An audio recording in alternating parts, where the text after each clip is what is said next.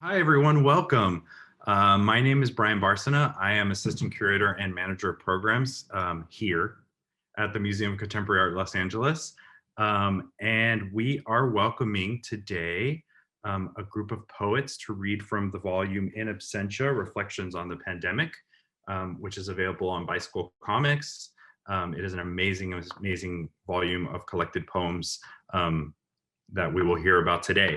A couple of other things that I wanted to say before we start is that this program is part of Virtual MOCA, and Virtual MOCA is presented by the MOCA Thrive Fund, courtesy of Siaara Freeman. So thank you, Siaara Freeman. I would like to thank the editors, which are here with us today, Nkosi Nkululeko, Emily O'Neill, and April Ranger, who is attending, but not our panel. I want to thank Artie Maffa from Bicycle Comics, who has been a super supporter and been super helpful while organizing this.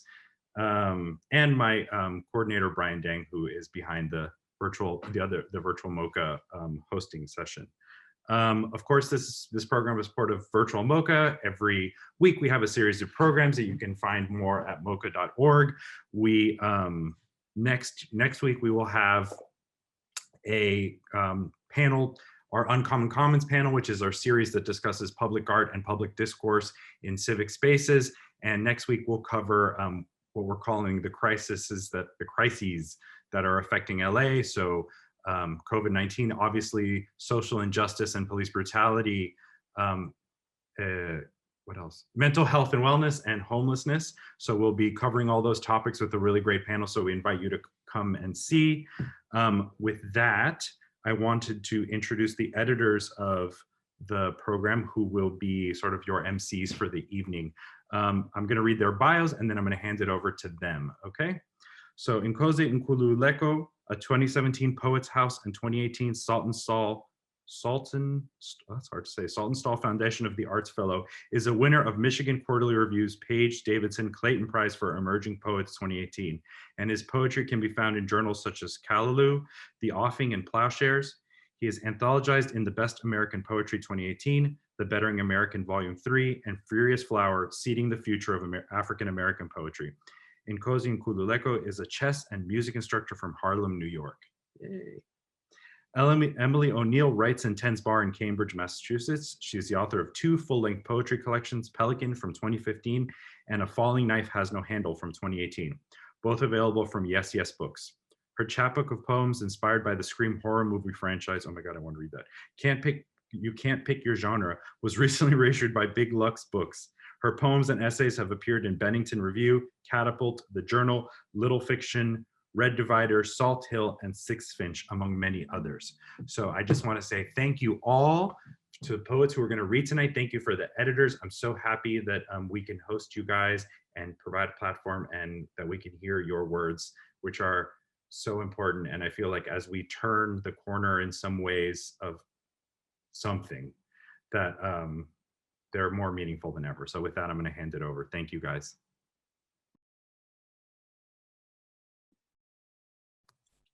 Thanks so much for having us, Brian. We're really honored to have this space to celebrate the poets in the anthology. I wish we could have had everyone read, but I'm really excited for the roster of poets that we do have with us tonight. And I don't know, Nkosi, do we want to read a little bit from our introduction letter, or just kind of talk through the process of assembling this collection? Yeah, we can do either. Like I think the just one point I want to bring out is just that the process of working with Emily and April was really informative, and to like look at the work that was submitted, and the work that we were able to put as part of this collection was really allowing one to like sort of see an insight of like how people were in the present moment and how people were processing the world and their practice in the world. So I just like to really say thank you to each and every one of the readers tonight, and also the readers in the book. We can like do an excerpt if you have a certain selection that you're thinking of, Emily. Yeah, I guess I just wanted to read like the opening paragraph and the closing paragraph of our intro letter, just to give people a little bit of context of how we approached the project initially and where it took us as we were working on it, just so you have the context that we have for these amazing writers that we've collected here. So I'll get into that. This is a book. If you want to buy it, it's really beautiful, and I'm super excited to share it with you tonight. So this is from our preface. This spring, when we signed on to gather poems for In Absentia, we all had questions about how it would take shape.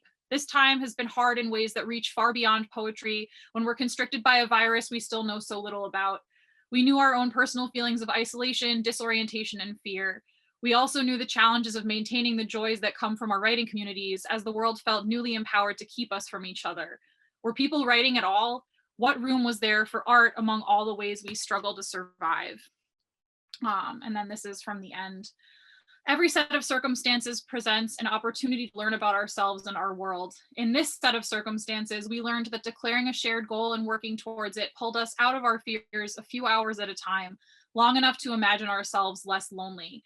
We hope these poems will do that work for you as well, offering a window into the ways we can still hold one another, even across distance.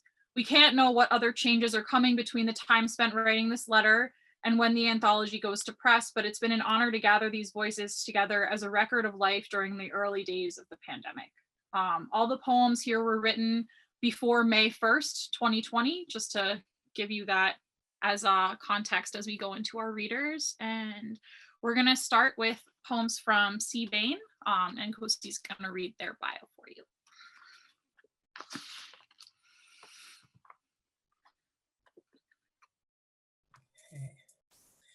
Bain is a gender liminal multidisciplinarian artist.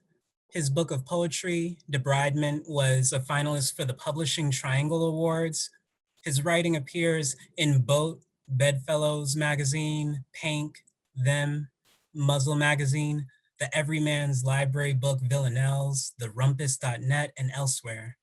He has a long history in performance poetry, and his plays and performance art works have been presented at Dixon Place, the Tank, the Crane, the Living Gallery, and the LGBT Center in New York City.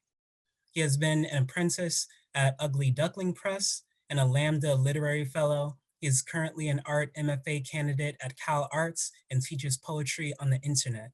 More at TiresiasProject.com. Everyone, please welcome the amazing Bain. Nkosi, such a pleasure to have my name in your mouth. I am really glad to be here. I'm grateful to be included in this anthology and in this event. I'm going to make a couple remarks, and then I'm going to read one poem that's in the book, and then I'll get out of your way because this is going to be an amazing show. Like all of us, probably, I've been thinking a lot about what artists and poets are and what we do right now. Because the progression historically has been like, through human history, I'm going to do that real quick, has been like artists glorify the church, and then artists glorify the court, and then sovereignty collapses and the seeds of our current capitalist system are germinated, and the artist is like, what do I do now? You know, why do I do this? Questions about whether art matters emerge, and that never existed before. So if power is dispersed differently, what is the relationship of artists to that power? Are we making ornaments for the bourgeoisie? Are we serving the state? Are we a new aristocracy, like an intellectual elite? Or are we philosophers? Or are we something else? So I say that in order to say that we're very clearly in a moment right now that's as disruptive as any moment in human history, you know, like as the Industrial Revolution, as the French Revolution, as the expropriation of Black people and theft of their bodies and autonomy and labor. It's on that scale.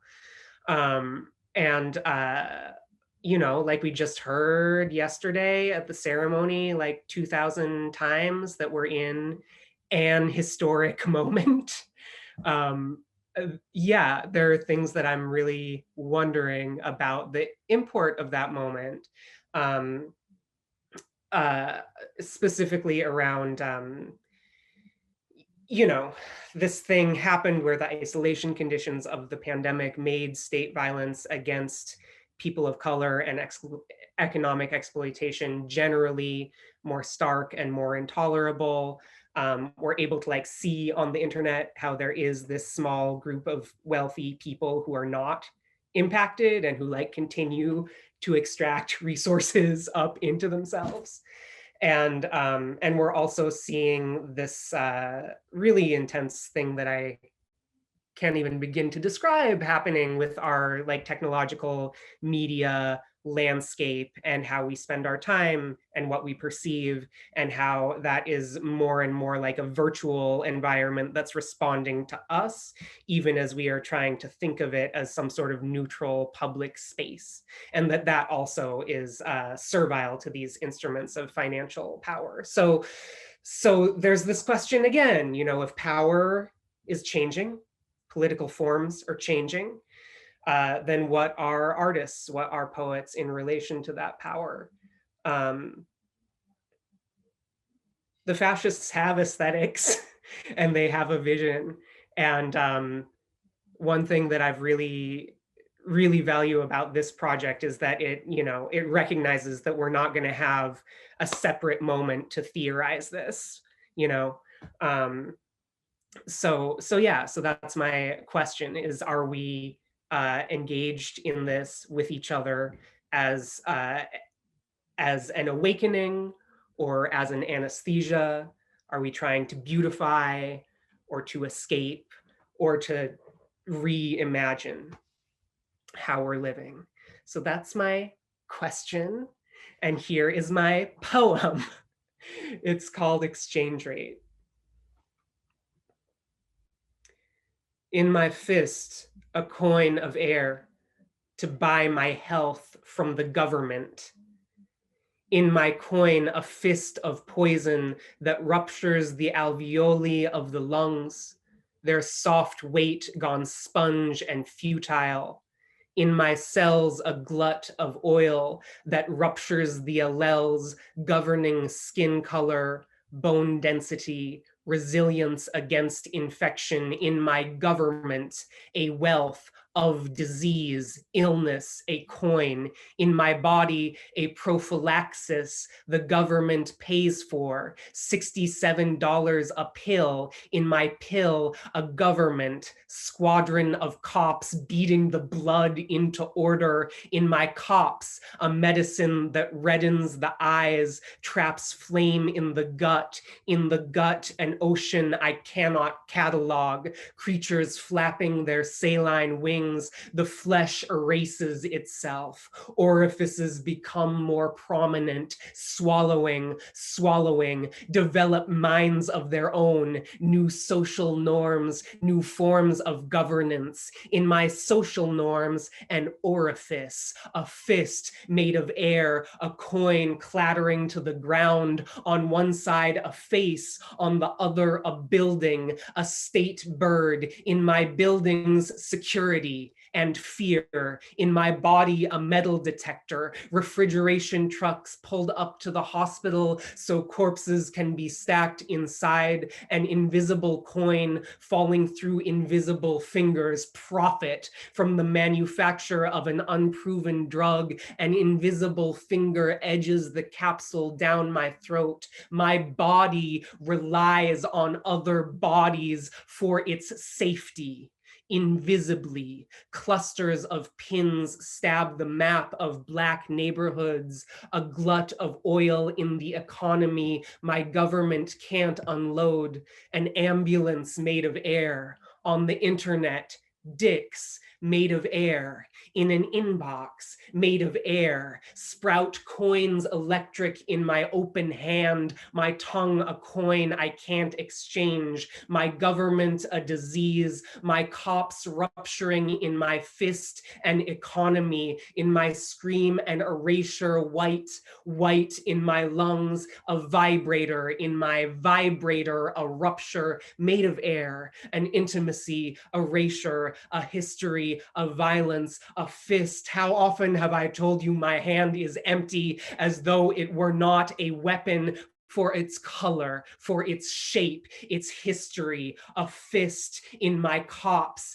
in my government, in my lungs, a fist in my medicine, in my gut, in my health, your health, the lungs curled petal-like around each other, in your fist, my fist, the collapse of a regime, a new world, made of air, glimmering through this one, nearly there.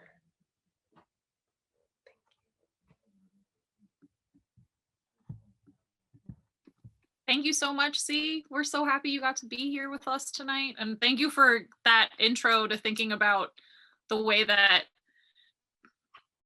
the role of the poet has shifted so much from how people think of poetry classically, especially now. We're gonna move on to our next reader. Bess Rector is a poet living in Fayetteville, Arkansas, where she co-founded and directs the Open Mouth Literary Center. Molly is the recipient of residencies and fellowships from the Albee Foundation, New York State Summer Writers Institute, Mid-America Arts Alliance, and others. Her poems have appeared in several journals and anthologies, most recently Best New Poets, December Magazine, our anthology In Absentia, and the Origin Anthology, for which she was selected as the 2020 Anthology Award winner. You can find more about her work as a poet and an organizer at mollybessrector.com. So without further ado, Bess Rector. Hi, everyone. Thank you so much for inviting me to be a part of this. And just want to say that I still have goosebumps from listening to C's poem. That is just an incredible piece. And I also want to engage with what C said about the sort of, I want to sort of think also through that from the lens of trauma.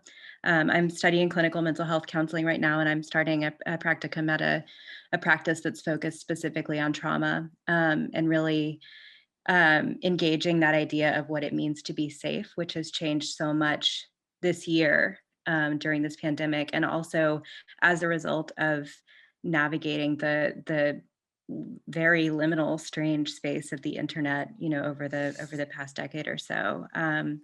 So I think, and I do think that's something that also this anthology is trying to engage, is that sense of, how do we, we human beings, neurophysiologically, we feel safe when in togetherness. And so I think that this anthology is engaging that idea. It's against trauma. So I'm going to read you one of my poems from the anthology and another poem if there's time. I try to write I write from the perspective of a person living through the Anthropocene. So just, of course, the pandemic has environmental implications. So that's kind of, this first poem is there. It's called The Scale of It. On the edge of sleep, any sound can seem like rain. It makes a difference in the summer here, but even more in California, where there's a drought my friend went back to months ago, disappointed on her layover that Dallas doesn't have a Cinnabon. We call this, as a joke, injustice. Sometimes my heart feels so small, so heavy and dense, like the matchbox full of nuclear atoms that I learned, if real, would weigh 7 billion tons, 20 times the weight of all the humans on the earth, or a little less than all the plastic we've made since 1950, which itself weighs about 1 billion elephants, of whom there are only 415,000 now. An elephant's heart is 1% of her body, just like a woman's, or about the size of a human child. Even in a drought, hope takes so long to be dismantled. Imagine something easier. Imagine us all shrunk to what's heavy in us, herded like a funeral of elephants into a thimble. Imagine the crater we'd make, our sorrow, our atomic loneliness sinking through the planet's too dry crust, deep enough, we'd hope, with force enough to bury it all for good. Imagine the silence we'd leave behind, the long exhale, like waking up to long-awaited rain. So that's in this beautiful book that I feel so honored to be a part of. Do I have time to read one more poem, Emily? Is there space for that? Okay. This one is called Cockroach Elegy. And I've been writing a series of poems I'm framing as anticipatory elegies. So writing in that space of grief. So Cockroach Elegy. They spilled out of my mother's room in a dream.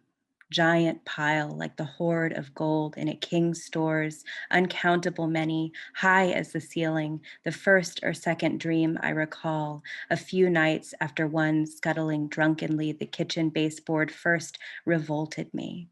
When I learned its name, roach, and then in that house, age 4, I ate one. I think I ate one. Thought a piece of chocolate dropped on the floor can feel still the crunch, taste the unexpected tang, and then they were everywhere, forever, in the washing machine with the wet, clean clothes, at rest on a covered switch by a pool, another house, summer evening, a woman named Rebecca touched it, saying, "Do you know what this is?" I knew them in cereal bags left a little open, in shower drains, between dinner plates not dried, the one scratching in a perfume box I kept for its bright blue perfume called Romance I bought before I kissed a boy, James, who bought me roses, but not before a girl, my friend who, when I got sick, being drunk and teen, held my hair. Among the things I didn't know then, what kinds of kisses count, how hidden we are in the walls of ourselves, just running along the wiring, wired to think back on the past and grieve. And now, in this lifetime, on this earth, to think ahead to the future and grieve. I know that roaches take back their dead.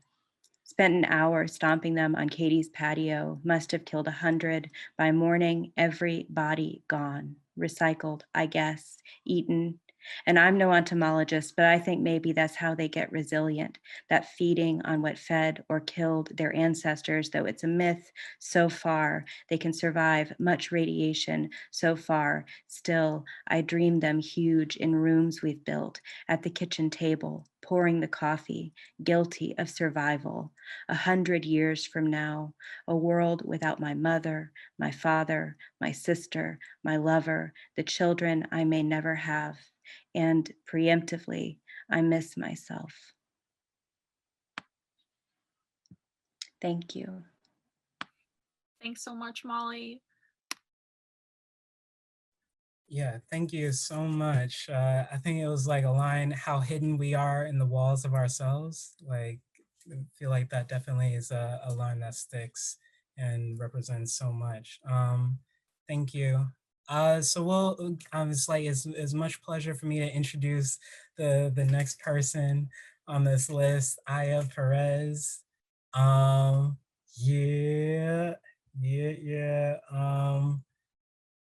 I'm really excited that Aya is also part of this collection, and I'm just gonna get into the bio. Aya Perez is an intersectional poet, polymath, and narrative mythologist. They've done work with the Lincoln Center, Urban Word NYC, Youth Speaks, Warner Brothers Music Group, Poets House, and Winter Tangerine, among others. Aya is an arts educator, an activist, a facilitator, and a playwright currently working on unapologetic existence, radical authenticity, and socio-political change through visual, musical, and written form. Everyone, just get ready for Aya Perez. I feel like hyped up. I always get concerned that I'll just like ramble for a solid 20 minutes before I go on to perform at reading. So I'm just gonna hop into my poems. Also, first off, Nkosi, thank you for the lovely intro. Second, Molly, your voice is so calming. Like it like washed over me. Okay, before I start rambling again, I'm just gonna so the poem that is in the book is I wrote it on May 1st, which is actual May Day, and I thought it was an appropriate double entendre considering the state of the panic that the world has kind of like found itself in. So it is the holiday of burning flowers. Everyone is dancing alone, psychic now, if you can believe it. Bleeding and our feet are stiff, arms moving and bruised. We've got new music now, and a larger scale for gallows humor. Yes, we're laughing and tripping over each other in tandem. They're burying bodies again, and only the poor brown ones get stuck in the mud. Patchouli goes in first. Rose hips are lovely, but I'm not quite sure. The garden wilted as much as an undying thing can ever do, and its pollen inhaled. I know Eden blessed the ink and chlorophyll. I know the woods I am and the woods I worship are the same. I know the night is ever lengthening and the eclipse is nigh, and laughing is just crying that looks pretty, and we get it now. We have no cause to celebrate and every cause to celebrate. We are laughing so as not to scream. We are distrusting only because we love and are loving. We raise palms and throw rice and conjure divinity in our ecstasy and praise the relief we feel in its pauses. White flowers, green plains, playing fields, grass, red berries, circle dance, maypole. The maypole gets twined and our relics get beheaded, and our friends are alone like we are, and our bodies are stiff, our spines crack. We laugh so we don't cry. We cry so we don't scream. We scream and direct it so we don't pray. God is sleeping and wouldn't pay attention to such a thing as the ocean flooding itself. The stove on. Pure mythology. Stiff bodies. Dried, dead, or dying flowers. Hands. Look at all our hands. Okay, so that was the first one. I would like to read another poem. Do I have time for that? Okay, great. I don't generally, I've written one official song about the about COVID, and this is the only other poem that I've written directly about COVID. Although I think it's impossible to be an artist and not have this event influence the art that you make. But subject matter wise, this is what that is. What the ground takes, if Icarus were a plague doctor. I swing the incense. I wear the mask with dying gardenias and a feathered hood. There could be silence. It would be preferred, and the phrase of cacophony is rejected. The fingers in ears. It's always been easy to trip over narrow avenues. The stone is as uneven as the sun is bright. The bodies, all the bodies. Maybe instead I could burn enough flesh to be vermin. Large, rotting bones and scarcely any meat on me. I could feast, sure, but I did this, so maybe instead I'll run, scurry and trip. It's so easy to be clumsy. I almost died twice. I almost put in a request to God of all things. I almost sold my soul for this. The incense still burns my nostrils sometimes. Whether winged or rat, still vermin, still untrusted and blamed. But the flowers are dying here too, rancid. It's totally rancid flesh. I'm trying to not people. I'm trying to not thinking. I'm trying to not do. God in all their might and glory could smite, could always smite, could die. And how would we know? could mosey down and extract revenants, take revenge in exchange for all the hands cut off and severed. I don't mean to sound blasphemous. It's just not something I'm used to. The rot. I tried the other night to take flight. My wings aren't clipped, but somehow my soul has yet to be tagged, and yet the sky crumbled beneath the cosmos's promise, and I convulsed and fell, dissolved the ground beneath me. The cobble swallowed me the way it was meant to be. Unforgiving, intelligent, blunt instrument, unthinking pain and candle wax, unthinking warm water, yearning, blood in the bath, bathe in the blood, scrub until the skin dissolved the way the sky made me do, and no, the cobble doesn't forgive the way we thought it would. You stumble over me now, and dead, omniscient eyes. Thank you. That's all. Unless, I mean, I've got like 5 other, I'm kidding. I wouldn't do that to y'all. Thank you so much, Aya. Our next reader is Liv Mammone. Liv Mammone is an editor and poet from Long Island, New York. Her poetry has appeared in Word Gathering, Monstering, Wicked Banshee, the Medical Journal of Australia, and others. In 2017, she competed for Union Square Slam as the first disabled woman to be in a New York National Poetry Slam team. She was also a finalist in the Capturing Fire National Poetry Slam in Washington, D.C. She was editor for Uma Dwivedi's poetry collection, They Call Her Goddess. We Named Her Girl, which was nominated for a Write Bloody Book Award. Currently, she works as an editor at Game Over Books and a reader for the literary magazine Anomaly. Please, Liv Mammone.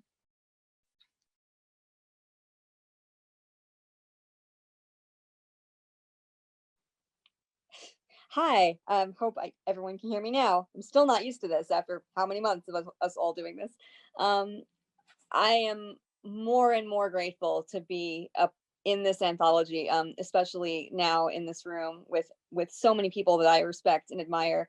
Nkosi, Emily, April, your work has meant so much to me throughout my little career, and thank you all for choosing me to be in this moment. Before I read the poem that is actually in the anthology, I want to say a couple of words. The poem that you're about to hear is about my uncle, Ron Louie, who we lost 2 days after New York City went into its first lockdown in March. So we were, my family was very, very at the beginning of this grief. And one of the interesting things about the continuation of it and how long it's been going on is it started out so our thing that we were going through, and now it is this thing that so many people are going through, and it's very interesting, that change. And I wish I had time to tell you all what an amazing man he was. I don't with that time, but I do want to say that he and my father and my mother and my aunt have started a foundation called Here With Us, which is trying to build a home for several adults with autism, my cousin and my brother among them.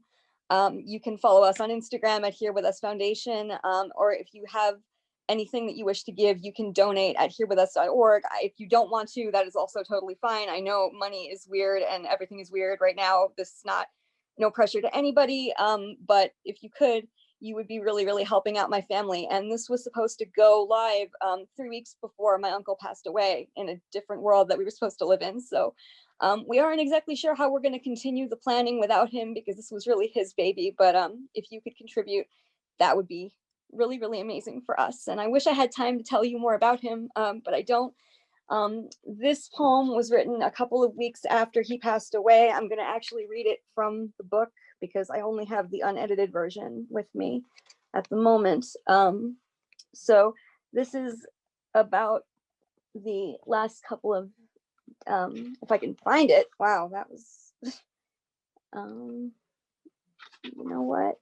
Let me just look in the table of contents, guys, because It's I don't page know. 56. 56. I thought it was 59. Liv, I was so close. It's page 56. I was so close. Okay. So this is a poem. This has been the only poem that I have written about the experience so far. And it's really kind of at the moment all I have to say about it, because I would much rather talk about him as a person that he was. But this is an amazing thing that my family did for him before he passed. This is called Speaker.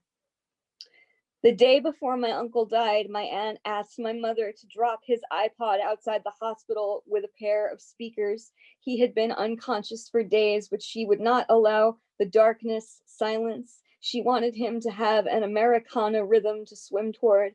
We were all so full of certainty and prayer. I imagine her drawn and silver face in the screen's light, building rather than making a playlist, the way one builds ladder, mansion, bonfire, or boat. In 23 years, no member of our family heard them say, I love you. Why bother? There had been records instead and concerts. I dread being asked about love the way poets often are, but she built with ear instead of palm. He hungered, lungless, for a beat. If I write only this about it, love won't rancid over into loss. And I was gonna read another poem, but I think I'm gonna take my tears and let somebody else talk. Thank you guys so much. It's amazing. Thank you, Liv. Thank you so much, Liv, for that. Very much appreciate the poem and the space, bringing that into the space. So, also, this is just like so much community too. Liv is just from way back, remember at slams, like all across downtown in New York City, and such, so much change in only a few years. But Molly had placed the website here with us in the chat, so definitely check it out when you get a chance. So our next reader is Sierra Freeman. Is Sierra? I was like, wait, which? Siaara, but C is fine. C is perfect. C is lovely. Cool. Yeah. Also, another amazing poet. Definitely have seen C all over in a couple of different, from either workshops or from actual slams, and like just in terms like the way the space is commanded, and the way the space is held and interrogated. Very amazing poet. So I'll get into the bio. Sierra Freeman is from Cleveland, Ohio, where she is the current Lake Erie Siren, a two-time nominee for the Pushcart Prize, a finalist for the 2017 Button Poetry Chapbook Competition, a 2017 Bettering American Poet and Best of the Net Poet, a 2018 Winter Tangerine Chapbook Fellow, and a 2018 Poetry Foundation Incubator Fellow. Sierra is a 4-year Pink Door Fellow and 2018 Pink Door faculty member. She is a teaching artist for Center for Arts Inspired Learning. She is the co-founder of Outsiders Queer Midwest Writers Retreat. She is currently working on 3 manuscripts at the same time, which is also how she reads books, 3 at once. That's a lot, yeah. In her spare time, she's drawing her afro so tall God mistakes it for a microphone and tries to speak through her. Chances are she's by a lake thinking about Toni Morrison and talking to ghosts. Give it up for C. Freeman. Thank you all. Can everyone hear me? My students have been having a hard time hearing me today, so I don't know what's going on with my audio. Okay, awesome. Before I begin, Liv, I just want to say I was going to do 2 poems, but what I'm going to do instead is I'm going to do this poem. And if you would not mind, if you are open, please tell us more about your uncle. Give us those things that you want to say and that little extra space I got, please, for me, because I built my whole platform talking about my dad and grieving about my father. And I think there is nothing more important than talking about the people that are no longer here to speak for themselves and share that with us. The idea that you are even open to sharing that with us is so brilliant and amazing. So please, if you would like to have that for me. And thank you, April and Nkosi, Emily. Appreciate y'all for having me. Everyone who has read thus far, this has been brilliant, exquisite writing. I'm so happy to be here. So I'm gonna do this and I'm gonna get out your way. How to become unburied alive. You expect this poem to have more dirt and less fingernails, unblinking eyes, dry like a hurried cough. Where are the worms, you wonder? Can only things cut in half survive here? You don't look down. You hate the idea of nothing. It's more air here than you figured. A kiss of conscience keeps a steady claw. It's light and wet on the edges and makes you dream of clouds and makes you wonder which cloud dreams of you. You float towards those clouds bursting with your name. Are you aware there's a species of orchid that flowers underground? Rhizonelia, no nectar, scales where the demand is leaves, one unsplittable berry. The flowers grow inward. When anyone asks, what is your favorite flowers? You say Rhizolia instead of sunflowers or honeysuckle, because truth often feels less important than survival.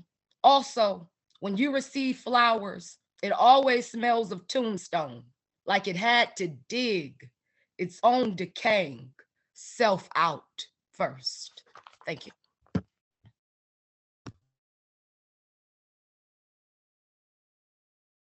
Thank you so much, Sierra. Liv, did you want to talk a little bit more about your uncle and the Here With Us project, or you shouldn't feel pressure to if you're feeling a little, we understand. I mean, I am, but how can you not take that gift in this space from someone like Siaara Freeman, who I have admired for years and was so excited to meet tonight, and then was offered that huge gift from, when I thought that I was just going to be like screaming at them just about how much I love their work and how much I've always admired them. Well, I think the best way to bring him forward to you all, my uncle's name was Ron Louie, Louie, and if you want to read about him, he was such an avid concert goer on the Americana scene all over America that when he passed, country Twitter demanded that an article in Rolling Stone be written about him and be written about his death, because he was one of the first COVID deaths in New York. And these artists, these musical artists that he supported, many of them who were not big names and who were just, you know, growing up their careers, loved him so much as a fan and as a concert goer that they demanded that there be an obituary to him, a full article about him, which, I mean, I'm a fan and I love being a fan, and that is my primary identity, as anybody who has ever heard me talk about Buffy the Vampire Slayer on social media knows. But like, can you imagine being such a good fan that the people that you admired mourn you, just from, not even from being on the art scene, but just from being at the concerts over and over and over again, and always being so kind and respectful? His favorite artists came down to play at his memorial in a pandemic, flew down from Georgia by herself, pregnant. And there's the link in the chat. Thank you, Anne. Oh my God, wow. You know, there's just been such an outpouring of love for him from the artists that he cared about. He was one of the first digital advertisers for the New York Times, which he worked for many, many years in the late 90s when they were first doing digital art, when they had switched over. He was such a just such a visionary, and now his new project was going to be the Here With Us project. And he was very reserved. In my family, we're Italian, and we are very loud and boisterous, and Ron was Chinese American, and he was very, very quiet and very reserved and played things really, really close to the vest. And I think maybe got a little frustrated with my family sometimes for always carrying on. And then after he passed away, there were just so many things I found out about him. There were so many amazing things that he did in his life that he never talked about. He worked in the record store where the Ramones used to hang out here on the island. He knows all of the original lineup of the Ramones as friends who like him and who, you know, and all these crazy things that, you know, we never really chatted. We weren't the kind of people who sat down and had long talks. He just wasn't that guy. And then after he passed, it was like, you were so cool though. Like, why didn't you tell anybody that you were so cool? And he was just so not a guy to praise himself. So the outpouring of love, I think even from me here right now would really would baffle him. And the outpouring of love from these artists that he cared about so much and this music that he cared about so much, I think he would be baffled by it. He, you know, his favorite producer sent flowers when he passed away. Just amazing things that he was not a music guy. He didn't work in the industry. He was just a guy who loved concerts. And we have this joke now because we've all been in lockdown for a year. We're like, well, if Ron can't go to the shows, nobody's going to the shows, and that's why we're all still going through this. So, you know, the next time you go to a concert, I would love it if you spared him a thought, if you remember him, because he was really an amazing person. In addition to being an amazing, amazing father to his son Jackson, for whom he's the primary caregiver, and who is, you know, really struggling through the world without him and doesn't understand why he's gone, and, you know, really has difficulty understanding what's happening right now to our family.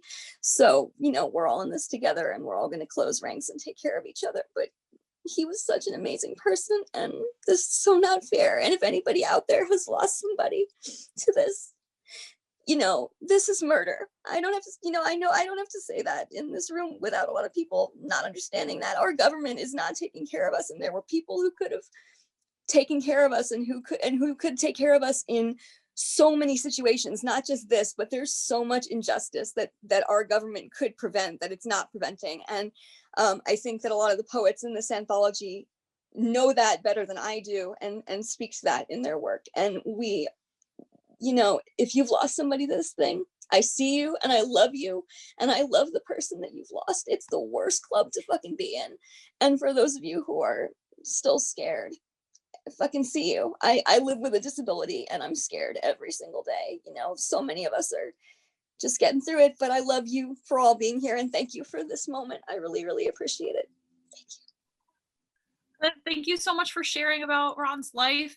Thank you, Anne, for dropping that link in the chat. So if anybody wants to learn more about his relationship with his music scene, I'm really excited to read about him and about his relationship with his community. And I think that it's wonderful to talk about someone that we've lost in the context of how community can keep holding us up and bringing us together even after a loss like that the community isn't letting him disappear from their conversations about concert experiences or what they valued about him. So thank you so much for sharing that with us, Liv. And thank you, C, for giving us the time to talk about Ron.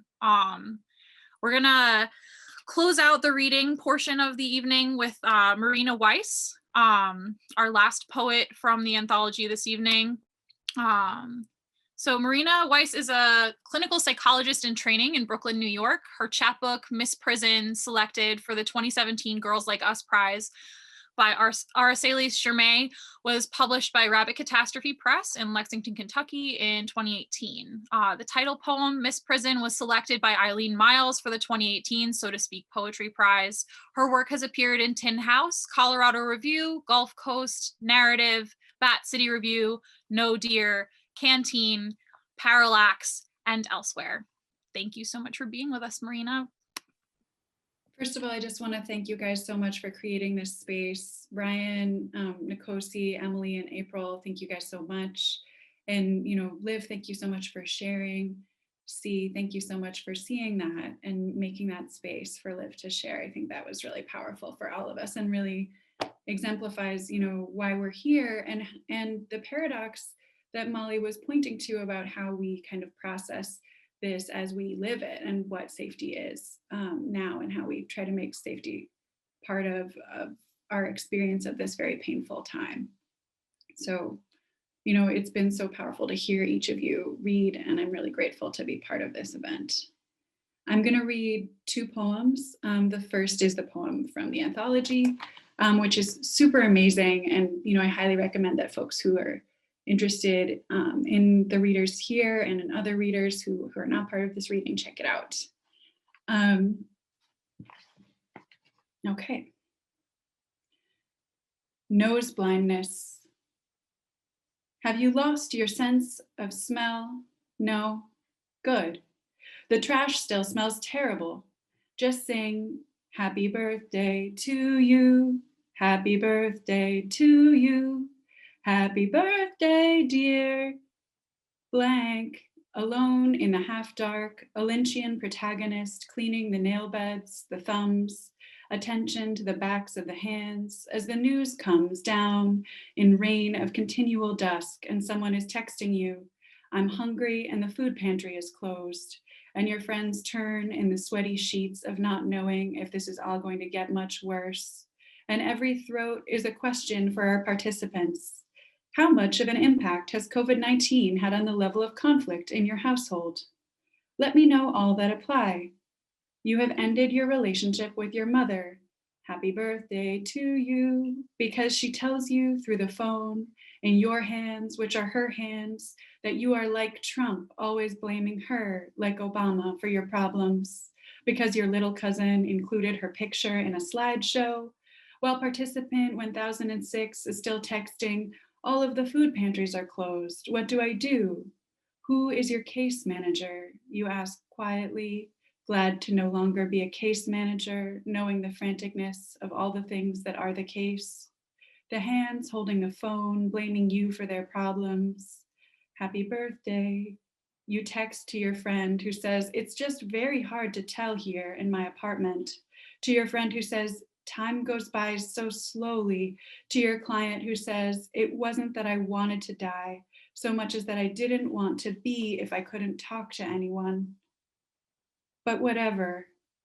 A relief after weeks without her sweet, sour face, her half smile zooming towards you. So the second poem I'm going to read is an excerpt from my manuscript in progress. And it's a little bit of a less intense note, and I hope that it will be a little bit less intense of a note to end on here, because I know that this is a really amazing community of people who have so much to give and to offer and to bring into this world that we are re-examining and reworking together. So thank you. 1. Coming early to language was not coming to a mastery, but a thicket between skin and skin. I summered in vowels, and fall came with distance, crisp and precise as consonants. By winter, I was writing my parents' love notes, forcing them under their locked bedroom door. On mornings early, when the day called me first, I couldn't understand what kept them in bed when sleep was not containing me. Now I understand. When I was small and sitting on the counter to help my mother with the bread, she made everything. She told me to turn on the mixer, and I did. As flour fell down around us. Look, Mom, it's snowing. I remember only believing that in spite of my hand on the lever, she had made the snow, as she made all the weather. I did not believe anyone told me this. The silence told me. So I know that we're close to out of time. Should I stop there? Should I keep going? One more section? What do we think? I think you can read one more section and then we'll wrap up. Okay. 3. I'm gonna let you finish, but I want to tell you how when you're not here, gravity holds me in bed like a wife, constant as faith, even when I do not text. When I do not text and I do not text, get jealous, please. And expect something more from me. Perhaps that I'll put a dress on my body while thinking about you taking it off, or that when we take it off, I will not be thinking about the quiet morning light where I'd put it on, but your face pinking with heat towards of scrunched newborns, your hands fevered. I keep accidentally wanting to text you. I keep accidentally telling the truth or forgetting to. But I embarrassingly want an old age of farting gently on someone's sleeping leg, and you could be the one. But let's not be delusional. Are you? Lie with me here in the bed of language, which holds itself arm's length from its significance. Okay. Thank you guys so much. Thank you everyone who made time for this in your day today. I know that time doesn't make any sense right now, but I'm glad I got to share an hour of my life with everyone who's here. And thank you so much to our readers, and thank you so much to MOCA for reaching out to us and making this event happen. I'm so honored that a museum cares about our little time capsule of what we were feeling in the spring, and how we trapped that in amber, I think, with these poems collected together. I hope that you'll check out the anthology. There's a link to it in the MOCA store in the chat if you're interested. Please share that widely. And thank you again for being here with us tonight. I hope that this brings kind of peace into your evening. Thank you, everyone. Thank you, poets. That was so beautiful, beyond my wildest dreams of what this could be for people. So I'm so thankful to you for sharing with us. And we're gonna get through, like we get through everything together. And thank you for being a community for all of us. So with that, we're gonna sign off. Thank you all.